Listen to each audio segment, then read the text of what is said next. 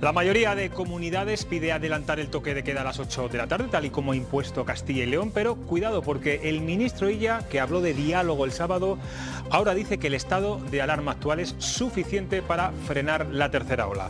La reunión de mañana puede ser un punto de encuentro entre gobierno y comunidades autónomas o convertirse en un auténtico polvorín. Aquí arranca Cuestión de Prioridades.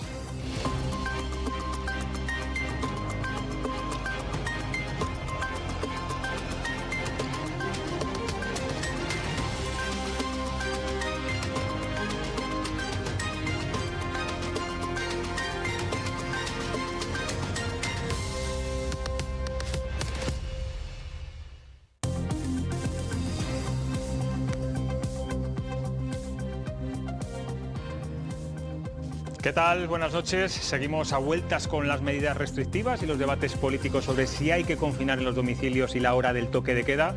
Pero mientras tanto el coronavirus sigue campando a sus anchas. En Castilla y León suben los contagios 500 más que el martes pasado y la presión asistencial en los hospitales tampoco se frena. El distanciamiento entre la Junta y el Gobierno no conviene a nadie y los conflictos políticos no nos dejan a veces ver que la prioridad tiene que ser la gestión sanitaria. Para algunos, como el consejero de Salud de Murcia, lo importante es vacunarse él y varios altos cargos los primeros. En fin, que llega ya la corrupción de la pandemia. Hoy entrevistamos a la portavoz de Vox en el Congreso, Macarena Olona, a la que le preguntaremos sobre la interterritorial de sanidad de mañana, aunque no sabemos si habrá acuerdo o no entre comunidades autónomas y el Ministerio de Sanidad. Ruth García Ribote, buenas noches. Buenas noches, José Luis. Bueno, cuéntanos la última hora, ¿cómo está ahora mismo esta situación respecto a la interterritorial? Pues vamos a empezar con el litigio que mantiene la Junta y el Gobierno y que ha sido admitido a trámite. El Tribunal Supremo da 10 días a la Administración regional para que presente las alegaciones contra esa suspensión del adelanto del toque de queda. No es algo que no se suele hacer, de hecho este es el paso habitual cuando se pide una medida cautelar. Tras esos 10 días y con toda la documentación, entonces el magistrado del tribunal tendrá que decidir en los 5 días siguientes si el cambio de hora impuesto por la Junta constituye una restricción o no del derecho fundamental de libertad de circulación. Mientras llega la resolución, la medida hay que cumplirla y a las 8 hay que estar en casa. Mañana se celebra una nueva reunión del Consejo Interterritorial de Salud y la polémica del toque de queda de Castilla y León va a estar sobre la mesa. Cada vez son más las comunidades que apoyan o que han pedido que se modifique el horario en el decreto del estado de alarma por si la situación sanitaria lo requiere. Lo vemos ya. Castilla y León, Cataluña, País Vasco, Andalucía, Murcia, bueno, así hasta 12. La última ha sido la Comunidad Valenciana, que incluso ha anunciado el cierre de la hostelería durante 2 semanas. Está claro que esto ya no es una cuestión de colores políticos. Parecía que el ministro de Sanidad estaba abierto a la negociación en ese encuentro de este miércoles, pero hoy en una entrevista en la cadena SER, Salvador Illa daba un paso atrás, a pesar de que el sábado abrió las puertas a la posible negociación. De hecho, palabras textuales dijo: si hay que revisar la franja horaria, vamos a hacerlo hablando con todo el mundo. Bueno, pues donde digo Diego, el titular de Sanidad, aseguraba esta mañana que los instrumentos actuales son suficientes para frenar el incremento de contagios. Ante esto, Verónica Casado ha vuelto a demandar unidad, indicadores comunes y sobre todo rapidez, porque la situación puede empeorar. Nosotros pedimos unidad de acción. No queremos unidad de inacción. Queremos estar todos juntos, queremos tomar medidas de manera consensuada. Tenemos muy claro que nosotros vamos a apoyar todas esas acciones, pero no vamos a apoyar la lentitud. Ruth, mientras los presidentes del PP, los presidentes autonómicos del PP insisten al Gobierno que tiene que flexibilizar el decreto del estado de alarma, incluso darle más facilidades, más herramientas, Pablo Casado se pone de perfil. Sí, porque no deja claro si el Partido Popular apoyaría otro decreto del estado de alarma para modificar el horario del toque de queda. En definitiva, las reacciones políticas a la medida puesta en marcha por el Gobierno de Castilla y León no dejan de sucederse. Las escuchamos. Es posible modificar un decreto para permitir a los presidentes autonómicos que tomen medidas como las que se están tomando, sin necesidad de volver a aprobarlo o no aprobarlo en las Cortes Generales. Si la incidencia está totalmente desbocada en Castilla y en León es porque el objetivo de la Junta era salvar la Navidad. En Castilla y León se tomaron las medidas más laxas de toda España en fechas navideñas. Que este conflicto que busca, que es una estrategia muy vieja desde el punto de vista de algunos políticos, que ha utilizado muy bien la señora Ayuso en Madrid, tiene que más que ver con esa estrategia de la tinta de calamar. Que se hable de esto y no se hable de la situación sanitaria preocupante que tiene Castilla y León. Estas últimas eran las declaraciones que hacía ayer el secretario general del PSOE de Castilla y León en cuestión de prioridades. Sobre este asunto hemos preguntado a nuestros seguidores de Twitter. La pregunta: ¿está el Ministerio de Sanidad abocado a adelantar el toque de queda a las 8 de la tarde tras la petición de varias comunidades? Ha estado reñido el resultado, pero finalmente el 60% opina que sí, que tras tantas peticiones al Ejecutivo no le queda otra que modificar la franja horaria. Muchas gracias, Ruth. Vamos ya a la tertulia, como siempre, 3 tertulianos que me acompañan esta noche. Susana Hijado, de Antena 3, ¿cómo estás? Muy bien. Natalia del Barrio, hola, ¿qué tal? Segoviana, ¿qué tal? Y Pablo Lago, director del Mundo de Castilla y León, ¿qué tal todo? Hola, buenas noches. Y antes de preguntaros sobre la interterritorial, quiero que me hagáis una valoración rápida sobre lo que acabamos de conocer esta misma tarde. El consejero de Salud de Murcia se ha vacunado, él y algunos altos cargos y funcionarios, la primera dosis. Se llama Manuel Villegas. Esto es grave. No sé si tiene que dimitir o por lo menos dar explicaciones de lo que ha ocurrido. Hombre, ascender no va a tener que ascender, ¿no? Después de haberse vacunado, si no está en el grupo de vacunación. Lo que pasa es que no sabemos... no vamos a dejar de sorprendernos, ¿no? En la política ahora mismo, pero el otro día conocíamos unos alcaldes de Cataluña que se habían colado allí, que solo las 2 se vacunaron. También. Hoy el consejero y su equipo. No ha sido el consejero, ha sido prácticamente todo el equipo de sanidad de la Comunidad de Murcia. Comunidad de Murcia que, por cierto, es de los que está exigiendo y dando la lata constantemente al gobierno con las medidas que son muy laxas, que si no son flexibles, que si no tiene capacidad para actuar. El consejero de Murcia sí tiene capacidad para actuar y vacunarse antes que nadie. Tendrán que explicarlo. Y si no lo explican, tendrán que dimitir, pero antes de que la medianoche de hoy. Según las últimas horas que estamos viendo varios medios de comunicación, sería el consejero de Salud, como decíamos, Manuel Villegas, altos cargos de esa consejería y también cientos de funcionarios no asistenciales. En fin. A mí personalmente me parece una vergüenza y venga del partido que sea, me da igual. No son personas que están, por mucho que sean sanitarios, en primera línea. Esas vacunas tienen que estar reservadas para la gente que está en primera línea y para los grupos para los que estaba previsto. Y es que además da muy mal ejemplo porque ya no tiene ningún tipo de autoridad para pedirle a la población esa responsabilidad que él mismo no está teniendo ni su equipo directivo. Bueno, vamos a hablar ya, si os parece, del Consejo Interterritorial de mañana. ¿Creéis que se va a acordar ese toque de queda tras esa presión de varias comunidades autónomas? Ya son 12, aunque es verdad que lo que decía antes mi compañera Salvadorilla hoy ha dicho que el estado de alarma actual es suficiente para frenar los contagios. Susana. Pues el sábado el ministro de Sanidad dijo que estaba dentro de lo posible tratarlo en la interterritorial. Hoy ha dejado más o menos claro que no, también lo ha dejado más o menos claro María Jesús Montero. Yo creo que la ciudadanía empieza a estar ya un poco cansada de la arbitrariedad. Y es que lo que vale hoy ya no vale mañana. Y lo que vale mañana no vale pasado mañana. Entonces, creo que se ha puesto un poco de manifiesto en lo que está pasando en Castilla y León en relación al toque de queda, en relación al recurso presentado al Supremo, en relación a que se hayan pedido medidas cautelares y no cautelísimas que se podían haber pedido para que se dejara de aplicar ese toque de queda a las 8 si realmente se considera que es ilegal. Creo que la gente empieza ya a estar un poco cansada y a día de hoy lo que sí que es cierto es que los castellanos y leoneses muchos no saben si tienen que ir a casa a las 8, si tienen que ir a las 10, si se les va a multar, si no se les va a multar. No tienen ni idea. Pablo, Natalia, ¿qué va a pasar mañana? Haciendo así un ripio y ya cada vez que habla se la pilla, porque un día dice una cosa y al día siguiente dice la contraria. Yo creo que ella no consultó con Ferraz, no creo que no consultó con Moncloa cuando hizo las declaraciones, y ya es del diálogo, cree que se soluciona todo así con esa bohemia que él practica, y la política es distinta. Aquí lo que está ocurriendo es que hay un pulso político entre Moncloa y entre el Partido Popular, entre Pablo Casado, en el cual estamos de rehenes los ciudadanos. Es decir, Moncloa no está dispuesto a modificar el estado de alarma para que luego el Partido Popular le monte una algarada diciendo que se cortan las libertades, y en esa parte tiene razón Moncloa. Pero claro, mientras esto ocurre, hay una responsabilidad del gobierno, y es que el contagio sigue creciendo y no se pueden adoptar medidas. Yo creo que hoy ya he hablado con Moncloa y con Ferraz. Nosotros que hemos anticipado bastante todas estas informaciones de estos días, dijimos ya que iba a haber unas cautelares en el mundo de Castilla y León el mismo domingo, avisamos de que iban a recurrirlo. La información que tenemos es que el Partido Socialista no está dispuesto a modificar el estado de alarma por dos cuestiones. Una, porque sería reconocer que se estaban equivocando en el pulso con Castilla y León, y otra, porque sería además darle alas al PP. Por lo que tú has contado al principio, el Partido Popular, Pablo Casado, hoy no ha mostrado, se ha puesto de perfil, no solo nos ha puesto de perfil, en las declaraciones de la presidenta de Madrid, que es el alter ego institucional y político de Pablo Casado, que hoy ha dicho que con ella no cuenten para seguir arruinando la hostelería, en referencia al adelantar el estado de alarma a las 8 de la tarde.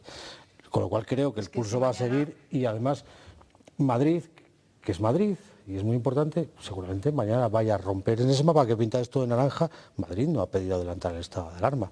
Por lo menos yo no lo he interpretado de las declaraciones. Es que si mañana se aprueba ese adelanto del toque de queda a las 8 de la tarde, ¿en qué queda ese recurso presentado al Supremo en contra de la decisión de Castilla y León? Se presupone que lo iban a retirar antes. Natalia. Bueno, yo creo que el Gobierno tiene que hacer algo, es evidente. Esto no son medidas absolutamente sanitarias ni sociales, son políticas, es una pelea política, como se ha dicho, y estoy de acuerdo con... Coincides con ayer en la entrevista de Luis Tudanca aquí en Cuestión de Prioridades, decía claramente que la decisión del toque de queda a las 8 por parte de la Junta de Castilla y León es una decisión política y no sanitaria. Coincido en que es un poco estrategia de calamar, ¿no? Dijo, creo que... Sí, porque hay muchísimos factores que aumentan los contagios, que no son solo derivados de si se va a su casa uno a las 8 de la tarde o a las 10 de la noche, ¿no? Son los contratos precarios que ha tenido la sanidad, una sanidad desmantelada, unas medidas sociales que la Junta de Castilla y León no está aplicando, y el debate es cierto que se está centrando en una cosa que aparentemente es menor con respecto a otras medidas que se deberían de estar adoptando, porque esto de los contagios... ¿Alguien está hablando de los centros de trabajo, por ejemplo, o de las personas que van a trabajar, o de los brotes que se está dando cuando una persona va a trabajar? No, de eso no se está hablando. Se está hablando de si nos vamos a casa a las 8 o a las 10, que normalmente en invierno a las 8 de la tarde tampoco es que haya muchísimas personas en la calle, ¿no? Entonces yo creo que sí que es un poco estrategia para no hablar de otras deficiencias que tiene Castilla y León. Bueno, vamos a seguir hablando de pandemia y de otros temas de actualidad política, y para ello vamos a charlar con la que muchos califican que es la revelación de Vox. En poco tiempo se ha convertido en la cara de este partido, que como saben es la tercera fuerza política en el Congreso, aunque en Castilla y León su presencia en las Cortes es residual, con un solo procurador. Nos escucha desde el Congreso de los Diputados, ella es Macarena Olona, portavoz de este partido en la Cámara Baja. Buenas noches. Muy buenas noches, don José Luis. Es un placer estar con todos ustedes y, bueno, abrir las puertas de mi despacho y del Congreso casi en intimidad, porque a estas horas estamos prácticamente solos. Antes de hablar de temas nacionales, sí me gustaría saber su opinión sobre la política en Estados Unidos. Mañana toma posesión Joe Biden como presidente. Ustedes han defendido muchas de las políticas conservadoras de Donald Trump. ¿Cómo ve este cambio de rumbo tan aplaudido en países como España? Bien, verdaderamente la situación que estamos viendo en Estados Unidos de un tiempo a esta parte, después de los trágicos acontecimientos que acontecieron en el Capitolio, es altamente preocupante por la situación de extrema división que sufre la población estadounidense, con gran complicidad por parte de los demócratas desde el momento en el que evidentemente se ha mantenido por parte de grupos de extrema izquierda, bajo la denominación de Antifas y Black Lives Matter, una situación de absoluta violencia en las calles de Estados Unidos que, bueno, ha desembocado en la situación actual. Esperemos que los estadounidenses puedan reencontrarse y verdaderamente que la administración Biden no lleve a efecto las políticas de globalización que ya está anticipando y anunciando, donde una clara ideología estará muy presente en políticas que para nosotros son contrarias a la defensa de los intereses de una nación. Ha habido, señora Olona, mucha controversia estos días sobre la postura de Vox en el asalto al Capitolio. Incluso ha habido dirigentes de su partido, como el candidato a la alcaldía de Logroño, que ha definido este intento de golpe de Estado como la lucha valiente del pueblo americano.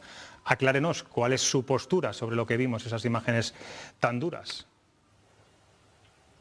Bueno, con todo el respeto, don José Luis, pero claramente le diré que no ha existido controversia estos días. Lo que ha existido es una burda manipulación de la postura de Vox al respecto, dado que por conducto de nuestro presidente, Santiago Abascal, el mismo día en el que se conoció a través de las imágenes el asalto al Capitolio, pues se condenó contundentemente esos actos de violencia y desde luego cualquier acto que suponga la ruptura de la normalidad institucional y democrática.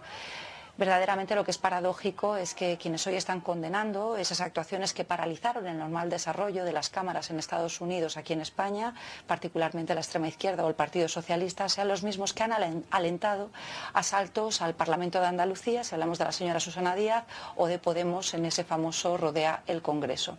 Pero la postura de Vox ha sido siempre clara desde el momento 0 o 1 en que se conoció los graves acontecimientos que dieron lugar a la pérdida de vidas en Estados Unidos en el Capitolio. Bueno, vamos a volver ya a nuestro país. En esta guerra judicial entre el Gobierno de Castilla y León y el Gobierno central por adelantar el toque de queda a las 8 de la tarde. Bueno, también se ha colado su partido, que estudia recursos judiciales por esta decisión y pide la dimisión del vicepresidente de la Junta, de Francisco Igea. Tampoco están de acuerdo con los confinamientos. ¿Qué nuevas medidas restrictivas, según Vox, hay que tomar para frenar esta tercera ola si no quieren adelantar el toque de queda ni los confinamientos domiciliarios? Yo, por lo que respecta a la primera parte, le tengo que confesar que me siento avergonzada e incluso dolida por la situación que está protagonizando la Junta de Castilla y León, bochornosa, una situación de absoluta rebeldía constitucional, que es algo que no es propio del talante castellano, y se lo dice a alguien que ha tenido el honor de vivir en Burgos durante 2 años en que serví como abogado del Estado y que conoce bien cuál es el talante castellano, que es de absoluto respeto al orden constitucional y legal. Si la Junta de Castilla y León no estaba conforme con una serie de medidas que se han aprobado por parte del Gobierno y posteriormente han sido convalidadas por parte del Congreso de los Diputados, lo que tiene que hacer es adoptar los mecanismos legales necesarios para combatirlas. Es algo que ha hecho Vox, que interpuso un recurso de inconstitucionalidad contra ese estado de alarma, que para nosotros es claramente un estado de excepción encubierto y que a fecha de hoy seguimos a la espera de que el Tribunal Constitucional se pronuncie. ¿Y va a presentar esos recursos judiciales que estudiaban ayer? Perdón, señora Luna. ¿Los van a presentar finalmente? ¿Han decidido ya presentarlos? Lo que tenemos a la fecha es que nuestros servicios jurídicos estaban estudiando la situación legal después de acordarse ese adelanto del toque de queda por parte de la Junta, y hemos conocido otros recursos que se han interpuesto que, como bien por parte del Gobierno han descrito, ha dado lugar a que se haya acordado ahora el traslado a la Junta por plazo de 10 días. Les tengo que decir, como abogado del Estado, que lo que ha hecho el Gobierno de España, ordenando a la Abogacía del Estado que pida la suspensión cautelar a través del mecanismo ordinario, es una argucia política para intentar nuevamente llevar al terreno político lo que tienen que ser cuestiones jurídicas. Lo que tendría que haber hecho el Gobierno de España ante una actuación claramente ilegal por parte de la Junta de Castilla y León, que, como bien decían, va a dar lugar a que por nuestra parte se pida la dimisión del vicepresidente, es solicitar la suspensión cautelarísima e inaudita parte, esto es, inmediata, porque se están cercenando derechos fundamentales en Castilla y León de manera arbitraria, como han dicho previamente, e ilegal. No se ha hecho uso de esta vía, que es automática y preferente y que es legal, y sí que se ha acudido a esta otra vía, como les decía, que es la ordinaria, por cuya virtud durante 10 días ahora la Junta de Castilla y León va a tener plazo para presentar sus alegaciones y agotar ese plazo. 10 días en los que se van a estar cercenando ilegalmente los derechos fundamentales y libertades públicas de los residentes en Castilla y León. Nosotros lo que estudiaremos es la... Sí, perdóneme. Sí, le decía, el ejercicio de acciones... Por concretar la pregunta que le hacía al principio. La vía contencioso administrativa, dado que la vía contencioso administrativa se ha activado por el Gobierno, nosotros vamos a estudiar el ejercicio de acciones penales, vamos a reclamar, yo personalmente como portavoz del Grupo Parlamentario Adjunto, todo el expediente administrativo para constatar si esta decisión por parte de la Junta se ha adoptado con informe contrario por parte de los servicios jurídicos internos autonómicos, porque si así fuera estaríamos hablando de un presunto delito de prevaricación administrativa. Así que, como somos serios y rigurosos en el ejercicio de acciones judiciales, somos un partido de ley y de orden, lo que haremos es primero recabar la información por el conducto que tenemos a disposición del Congreso de los Diputados, y una vez tengamos toda esa información ejercitaremos las acciones oportunas. Si le preguntaba, no quiere confinamientos domiciliarios, no quieren adelantar el toque de queda. ¿Cuál es la medida, digamos, clave en estos momentos para frenar los contagios en España? Pues es muy sencillo, don José Luis. Desde luego, no prohibir a los españoles trabajar y llevar el pan a sus mesas sin prever simultáneamente un plan de contingencia. Usted, como dirigente político, no puede ordenar a los españoles que no levanten la persiana de sus negocios sin que simultáneamente, no quiero hablar de rescate, porque no es un rescate, porque quien está prohibiendo trabajar a los españoles es el gobierno, con lo cual lo que tiene que hacer es compensar económicamente a esos españoles a los que se les prohíbe trabajar y que sin embargo están recibiendo religiosamente todas y cada una de las facturas y recibos de los impuestos correspondientes a todos los niveles administrativos que tenemos que padecer en España. Nosotros somos muy respetuosos con la consideración de la extraordinaria crisis sanitaria que está atravesando nuestro país y a nivel mundial. Pero lo que decimos claramente es que una enfermedad del siglo XXI no se puede atajar, no se le puede hacer frente con medidas del siglo XVI. El confinamiento, por definición, es la ausencia de medidas, es la derrota absoluta del político que ante la adopción de medidas positivas no tiene más solución o salida que confinar a la población. La siguiente solución sería matarnos para acabar con la pandemia. Tenemos el ejemplo de China, donde para combatir la pandemia, como último ejemplo más reciente, acaban de levantar en 5 días un hospital para 1.500 plazas. Les recuerdo que esto mismo fueron las primeras noticias que conocimos ahora justo hace un año, cuando desde China se nos ocultaba la información sobre los datos reales de la pandemia que posteriormente fue declarada por la Organización Mundial de la Salud. ¿Qué sostenemos nosotros? Pues que igual que en China, por 12 positivos en una población de 9 millones de personas ha realizado PCRs a los 9 millones de personas habitantes en dicho territorio, en España tendrían que haberse adoptado esas medidas masivas de localización de los positivos, por supuesto, medidas sanitarias de control para los positivos diagnosticados, pero no cercenar los derechos y libertades de quienes se constate por parte de la Administración Pública Sanitaria que no es ningún tipo de riesgo para el resto de la población. Vamos a hablar ya de la situación actual de su partido. Desde la moción de censura frustrada y con aquel discurso tan duro de Pablo Casado contra Santiago Abascal, el PP ha levantado un muro con Vox y mantiene una ruptura clara con su líder. Parece que a raíz de ese desmarque al PP no le van mal en las encuestas. Ustedes dicen siempre que prefieren ver al PP como socio que como adversario político. ¿Cómo le está afectando todo esto? ¿Cómo está afectando a Vox, se refiere usted, don José Luis? Sí, la situación, el hecho de que ese desmarque del Partido Popular con Vox, no sé si les está perjudicando, les está beneficiando, ¿cómo se sienten? Santiago Abascal, en una entrevista que publicaba El Mundo este mismo fin de semana, decía abiertamente y confesaba que desde el día de la moción de censura el señor Casado no ha vuelto a llamarle y que es indiferente en política, por lo que tenemos de responsabilidad a nuestras espaldas, que Santiago Abascal haya perdido un amigo, tenga un amigo más o menos. Lo importante es la interlocución política. Parece mentira que en el Partido Popular todavía no sean conscientes que ese hasta aquí hemos llegado no es real. Porque verdaderamente para hacer frente al gobierno socialcomunista y al enemigo común que tenemos es necesario que aunemos fuerzas y esfuerzos. Y verdaderamente el hasta aquí hemos llegado cuando tengamos que adoptar un nuevo gobierno de España, esperemos previo examen en las urnas, será muy difícil para el Partido Popular o para Vox hacerlo en solitario, tal y como están actualmente los datos. En cuanto a las encuestas, don José Luis, nuestra posición es coherente. No hacemos caso de las encuestas, ni las que nos dan unos resultados extraordinarios justo antes de celebrarse elecciones para atemorizar al electorado de la izquierda que se movilice, ni a las que nos dan unos resultados catastróficos, como suele ser habitual por parte de quienes se encargan de elaborarlas, tanto en el ámbito de la derecha como de la izquierda, y que posteriormente, cuando verdaderamente se producen las elecciones, pues se descubre que esas encuestas no corresponden con la realidad. Yo me quedo con el cariño de los españoles, el que recibo día a día, el que recibimos día a día, y con su esperanza, que es la que tienen depositada en nosotros. Esa esperanza es, desde luego, el examen al que nosotros nos sometemos cada día con muchísimo esfuerzo, hasta el punto que somos el grupo parlamentario más trabajador del Congreso, con números objetivos una vez concluido el primer periodo de sesiones. Lo digo con orgullo, como secretaria general. Decía, señora Lorna, que estaba casi sola en el Congreso. Estamos en enero, todos los parlamentos están en periodo inhábil, no hay plenos, con la que está cayendo.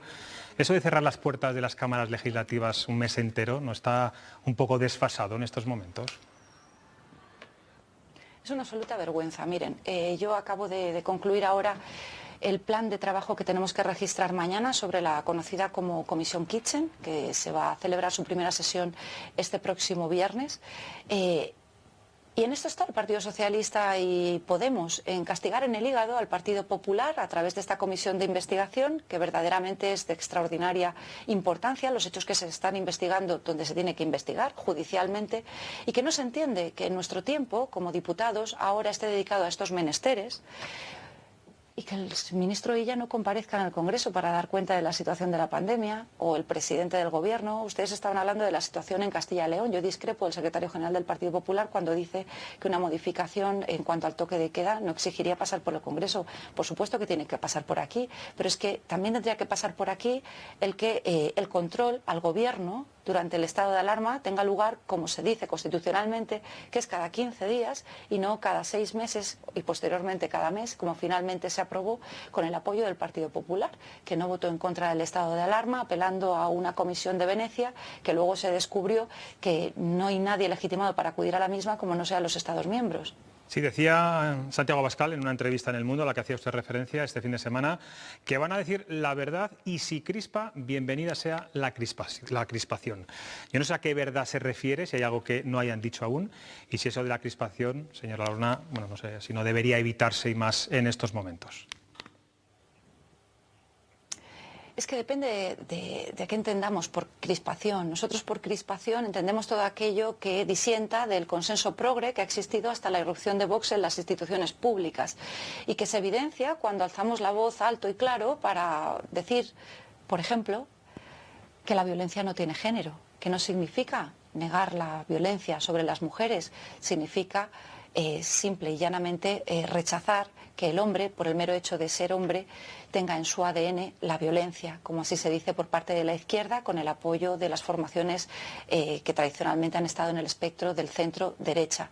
Ante una manifestación, le estoy poniendo un ejemplo muy concreto, por no irnos por los cerros de Úbeda, ante una manifestación tan concreta como esa, lo que tenemos es todo el hemiciclo calificándonos de fascistas o de estar al margen de la ley o incluso apelando a la necesidad de ilegalizarnos por evocar discursos del odio con estas manifestaciones, cuando nosotros lo que decimos es que la ley de la mal denominada violencia de género es profundamente ineficaz porque las estadísticas de mujeres asesinadas por sus parejas no desciende como consecuencia de las medidas que se contemplan en esa legislación y sí, desde luego, lo que se incrementa cada año son los chiringuitos subvencionados a cuenta de esa legislación que lo que hacen es caja a costa de la muerte y el sufrimiento de las mujeres. Estoy seguro, señora Olona, que los tres... que si por defender esas ideas crispamos, vamos a seguir crispando cada día. Sí, le decía que estoy seguro que de esos temas que estaba usted hablando ahora mismo, nuestros tertulianos seguramente que le tengan que hacer alguna entrevista, alguna pregunta, perdón. Susana, por ejemplo. Particular, desde luego, no me cabe duda. Buenas noches, señora Olona. Y yo le quería preguntar, cambiando un poco de tema, hoy Juan Carlos Girauta participaba en un acto en la Fundación Disenso. Tanto el partido, su partido, como él han negado que vaya a vincularse a Vox. No sé a usted qué le parecería Juan Carlos Girauta como miembro de Vox, si lo ve, si le gustaría, si no lo ve. Pues doña Susana, le contesto abiertamente a título personal. Para mí sería una extraordinaria noticia que Juan Carlos se incorporara a las filas de Vox, porque si algo ha demostrado es que es un hombre coherente, valiente y que por encima de todo defiende la libertad. Natalia del Barrio.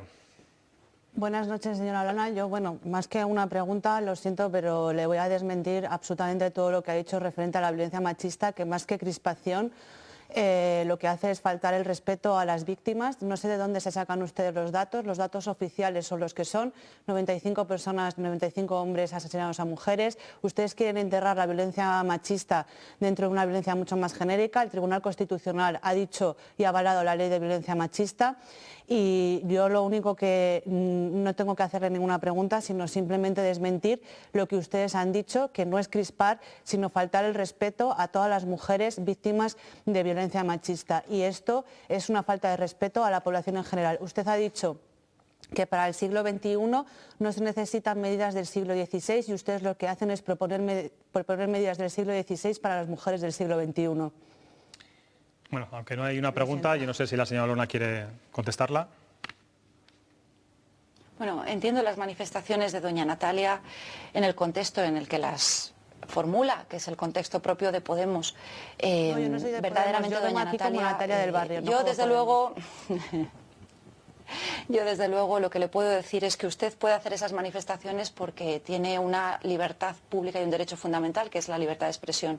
Pero la formación a la que usted está vinculada lo que pretende es negar nuestro derecho a expresarnos. Y con nosotros el derecho de millones de españoles que no están en poltronas públicas, sino a pie de calle, sufriendo las consecuencias de una legislación profundamente injusta, que ante una denuncia por la mal denominada violencia machista sin el más mínimo atisbo probatorio, lo que hace es colocar al varón, por el mero hecho de ser varón, en unos calabozos. Por lo demás, doña Natalia, yo le pediría un poco más de educación, porque usted se ha referido a nuestra formación y a los miembros integrantes de la misma como gentuza y basura, algo que por lo demás... Yo eso no lo he dicho jamás de la vida. Señora Olona, ese tipo de descalificaciones...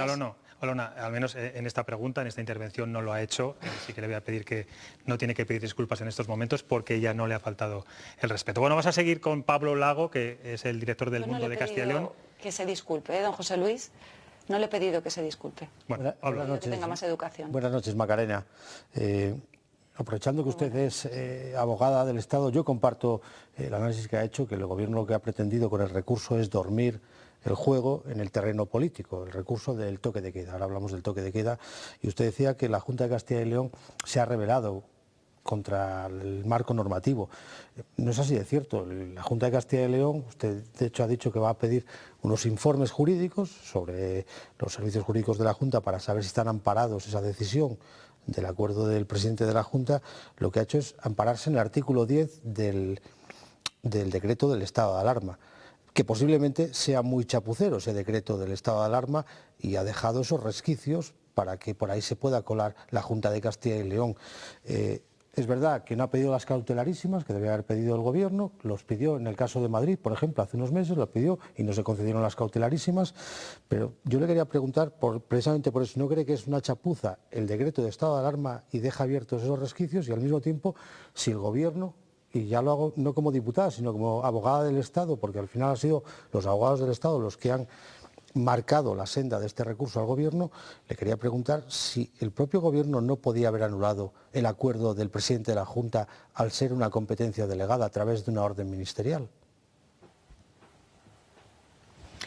El problema que tenemos es que el Estado de las Autonomías, el fallido Estado de las Autonomías, ha colocado a los españoles en el absoluto estado del desconcierto que estamos viviendo y que tiene manifestaciones tales, pues como por ejemplo que en la Comunidad de Madrid los hosteleros puedan trabajar y hoy conozcamos la trágica decisión en la Comunidad Valenciana que ha cerrado la persiana por completo de los hosteleros en dicho territorio.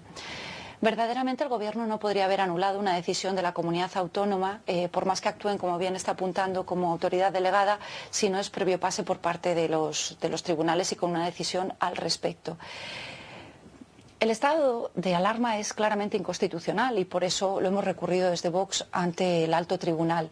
Pero a partir de ahí, si yo afirmo claramente que la Junta de Castilla y León se ha colocado en una situación de rebeldía constitucional, es porque el cumplimiento de la ley no admite modulaciones ni excepciones. Tampoco debe entender de ideología y por eso nuestra formación es una formación de ley y orden, que siempre atacará y defenderá a los españoles contra cualquier incumplimiento legal.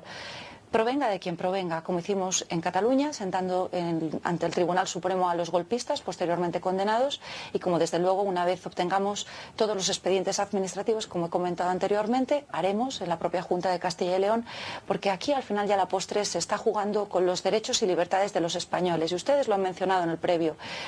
La sensación que puede tener cualquier español es, además de haberse roto por completo el principio de igualdad como consecuencia de este estado de las autonomías, es de que existe una absoluta arbitrariedad y una toma de decisiones por motivos políticos que no sanitarios. Y esto es lo que está defendiendo nuestra formación política. Pues Macarena Olona, gracias por estar ahí en el Congreso. Es casi seguramente de las únicas personas que están ahora mismo en la Cámara Baja y gracias por atender a Castilla y León Televisión. Es un placer y bueno, permítame que mande todo mi ánimo a todos nuestros telespectadores y yo particularmente un fuerte abrazo a todos los que habitualmente me encuentro con ellos en Pingüinos. Nos volveremos a encontrar el año que viene, Dios mediante. Bueno, este año lamentablemente se ha tenido que suspender. Gracias, nos vamos ya a publicidad y a la vuelta seguimos con más temas de actualidad en la tertulia. Hasta ahora, enseguida volvemos.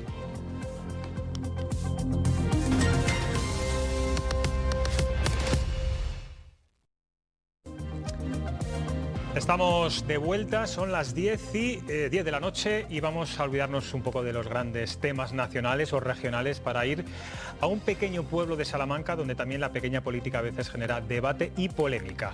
El PSOE de Salamanca ha denunciado de machismo al alcalde de Barbadillo del Partido Popular por publicar un edicto en el tablón de anuncios del ayuntamiento en el que oferta la contratación de una trabajadora en femenino para la limpieza de edificios municipales. Las reacciones no se han hecho esperar. No nos lo podíamos creer. Estábamos convencidos que algunos estereotipos en España se habían superado. Entre ellos, que existen tareas de mujeres y tareas de hombres. Sí, por supuesto. Está todo rectificado y vamos, y pedir perdón si alguien se ha sentido ofendido, pero que no ha sido con nuestra intención nunca, porque nunca lo hemos hecho así. Bueno, un equipo de esta casa ha estado hoy en esta localidad salmantina y esto nos decían sobre este asunto sus vecinos. Yo lo veo normal, que lo mismo que puede una mujer, puede un hombre limpiar el ayuntamiento. Hay muchos hombres limpiando pisos, edificios, que yo los veo, ¿por qué no? Yo creo que cualquiera, ¿no? Digo yo, vamos. Eso lo puede hacer cualquiera. Para esto que piden, una mujer. Para abrir una tubería, un hombre. Bueno, reacciones distintas, interesantes todas. Bueno, yo no sé si este edicto es fruto del machismo, micromachismo cultural que todavía impera en muchos sitios. Natalia. Bueno, es obvio que es fruto del machismo que todavía impera y de la falta de perspectiva de género en las administraciones públicas, pero también es el claro ejemplo, en un bando municipal se ha plasmado la realidad de muchas mujeres de toda España, porque no solo es lo de mujer, sino las condiciones laborales que se ofrecían, 10 horas, disponibilidad horaria, sin capacidad de poder conciliar porque tienes que estar 24 horas, digamos, es verdad que pone dependiendo del COVID, pero ni te permite planificar una vida, ¿no? Y entonces en un bando se ha plasmado en un pequeño pueblo de Salamanca todo lo que implica la precariedad laboral asociada a muchas mujeres, que es cierto que la mayoría son mujeres trabajando como limpiadoras y que falta perspectiva de género en las administraciones públicas. De hecho, muy breve, lo siento, la Junta de Castilla y León, cuando hace sus planes de empleo para los ayuntamientos, no tiene en cuenta esta perspectiva de género, y lo que ha dicho la señora de se buscan hombres para cambiar las tuberías, eso es real, casi todos los planes van dirigidos y hay un alto porcentaje de contratación masculina. Yo creo que falta mucha formación y falta perspectiva de género en la administración pública y en las políticas que se llevan a cabo. Susana. Siendo purista, lo que es discriminatorio para los hombres, esa oferta de trabajo. Yo me niego a linchar, no conozco el caso, no sé el alcalde de Barbadillo, veo el pueblo que es una cosa pequeñita, imagino que a lo mejor el alcalde no sé quién es una persona mayor, que a lo mejor es agricultor, que se dedica por devoción a la alcaldía, no quiero disculparle el asunto, pero creo que elevará categorías lo que ha pasado en Barbadillo, como ha hecho el representante del Partido Socialista, que parece que una cosa es una institución donde hay funcionarios, donde hay gente que tiene que hablar por esto, pero yo no sé, seguramente ha sido un desliz, no lo sé. Es que habría que hablar con el alcalde, si lo ha corregido y ha sido un desliz. Lo ha quitado, sí, pues es evidente que es una anécdota. Y hemos visto a la concejal diciendo... La concejal decía que lo habían hecho sin maldad. Con las cosas que vemos me niego a linchar al alcalde de un pueblecito que seguramente se deja la vida por el pueblecito y por los habitantes. Digo porque no lo conozco el caso, entonces me niego a criticarlo o a elevarlo a la categoría. Me parecía sorprendente ver a Fernando Pablo, todo un representante parlamentario del Partido Socialista de Castilla y León y dirigente regional, haciendo política con Barbadillo, que va a ser el eje de la posición del Partido Socialista. Incluso al Partido Popular que desautorice al alcalde de Barbadillo. Pero que haga un comité ejecutivo nacional Génova para lo de Barbadillo. ¿Cuántos habitantes tiene el pueblecito este? No lo sé, me imagino que tendrá no más de 500, no más de 500. Si alguien me puede dar el dato, pues mira, lo diremos. Yo no lo sé. Esa versión, ese argumento que daba Susana, Natalia. Bueno, yo no estoy de acuerdo. Si en una oferta de trabajo, en vez de trabajadora, perdóname, se pone trabajador hombre, se está hablando de discriminación femenina. Si en un puesto de trabajo, en una oferta, se pone trabajadora, se está discriminando al hombre. Pero eso es machista porque se está estigmatizando una profesión hacia una determinada persona. O sea, no es estigmatización de las mujeres, por eso es machista. ¿Pedir peones hombres? ¿Es estigmatizar pedir peones hombres? Hombre, pues claro, es estigmatizar que hay una profesión que solo va dirigida hacia los hombres o hacia las mujeres. Mayoritariamente realizan los hombres.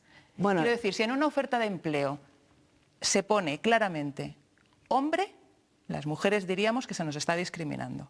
Si en una oferta de trabajo, siendo purista, se pide mujer, se está discriminando a los hombres. Ahí lo que se está haciendo es estigmatizar una profesión dedicada hacia las mujeres. Y yo, si me has oído lo que yo he dicho, no es una profesión. si me has oído lo que yo he dicho, que el cartel en general, sin hacer más sangre, porque no creo que, de hecho ha salido la concejala, ha quitado el bando el alcalde, sin que haya mala fe en el asunto, creo que ofrece una visión y una película de lo que es la sociedad y de la precariedad. Las mujeres son las que trabajan en la limpieza. Y me alucina que se preocupen tanto del tema este, de que para mí el cartel es machista, por estigmatizar una determinada acción en las mujeres, pero que no se fije en lo que viene debajo, que son 10 horas a la semana, que son disponibilidad horaria para que tú no puedas tener conciliación laboral y familiar. ¿Es mejor trabajar 10 horas a la semana o no trabajar ninguna? Está hablando de precariedad laboral. ¿Es mejor trabajar 10 horas a la semana pues o no trabajar ninguna? Con 10 horas a la semana, depende. Pero será siempre mejor trabajar 10 horas que no trabajar ninguna. Hombre, estás hablando de una cuestión, claro, es mejor trabajar una hora que no trabajar ninguna. Si un ayuntamiento de 500 habitantes necesita una persona para limpiar el aula cultural y el aula del jubilado y necesita una persona que lo hace en 10 horas,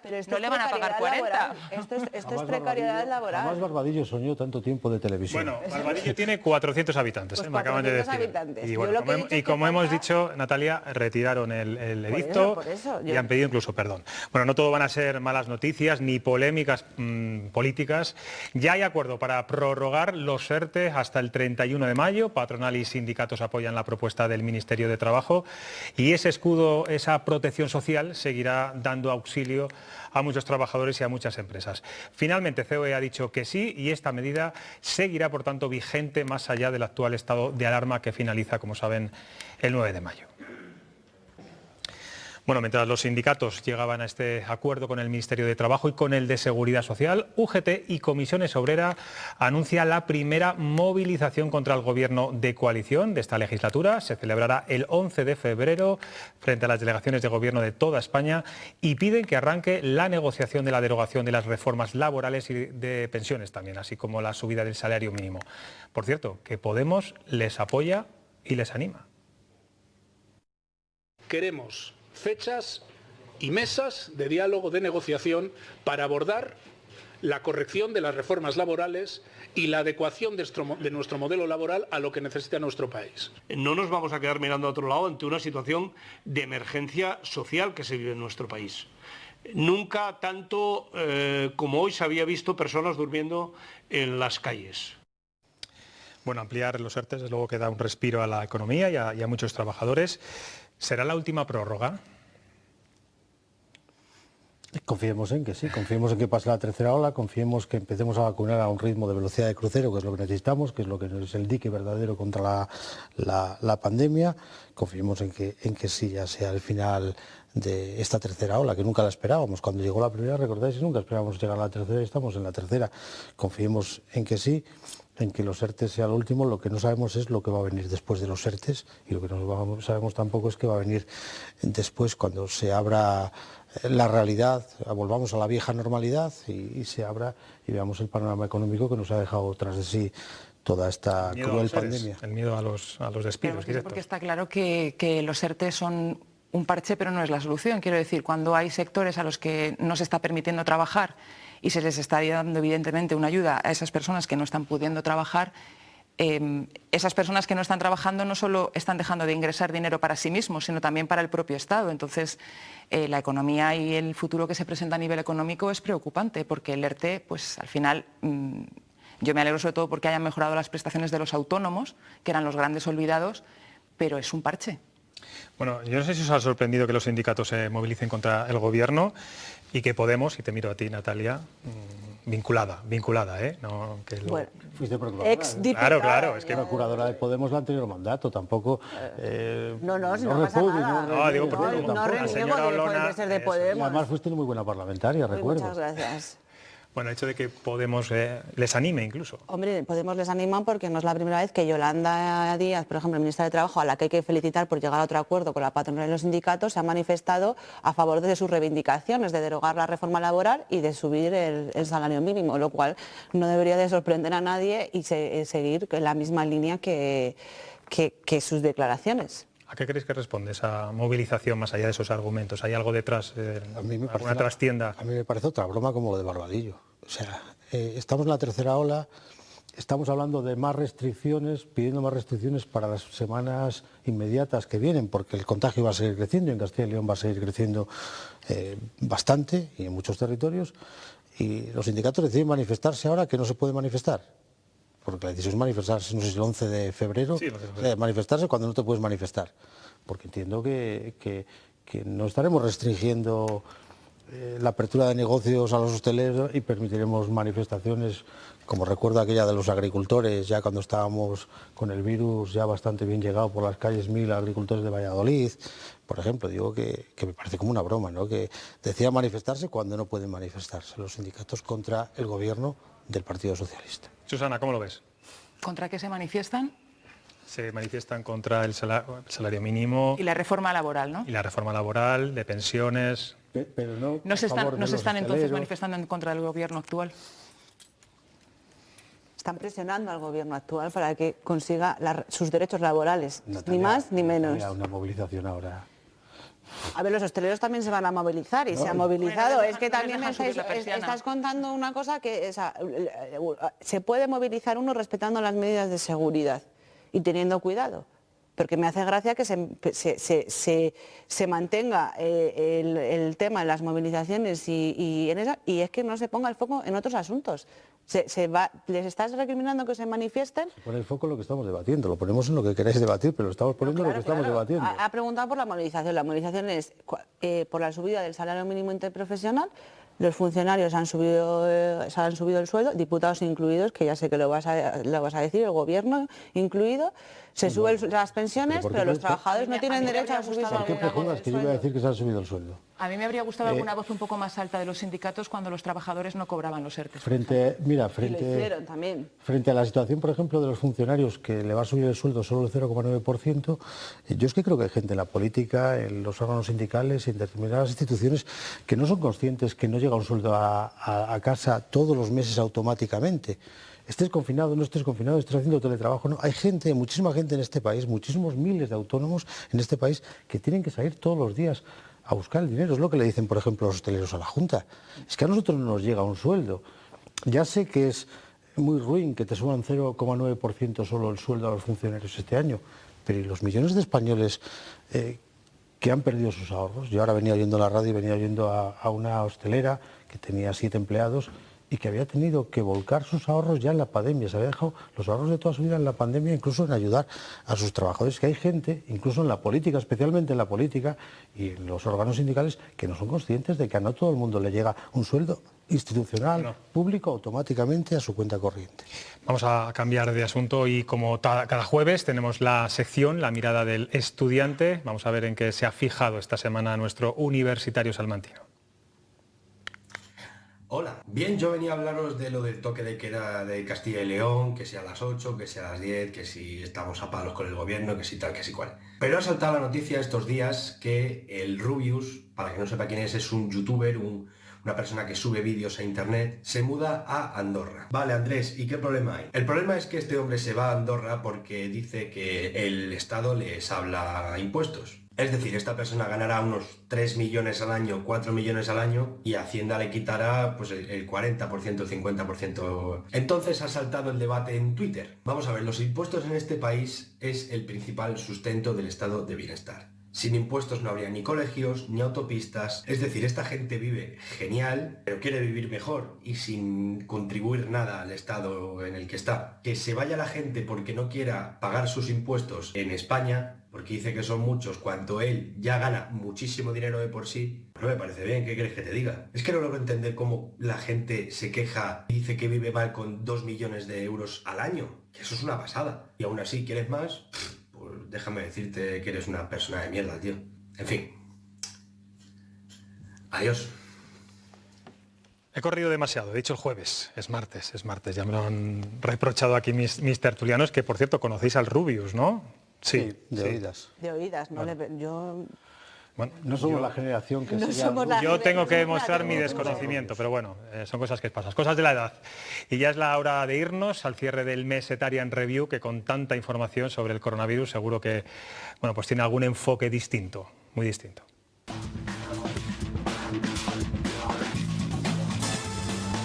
Buenas noches, José Luis. Quedas color a lo gris.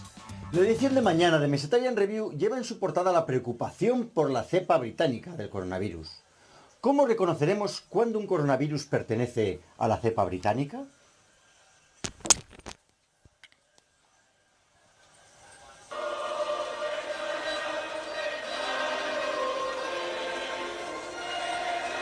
En Mesetarian Review, nuestro horizonte eres tú. Bonito virus, ¿verdad? Es una pelota de tenis. Con el Dios salve la reina, ¿no? Dios salve la reina, Dios salve la reina. Susana, Natalia, Pablo, muchas gracias por estar aquí. Y a ustedes, ya saben, les espero mañana, miércoles, aquí en Cuestión de Prioridades. Hasta mañana.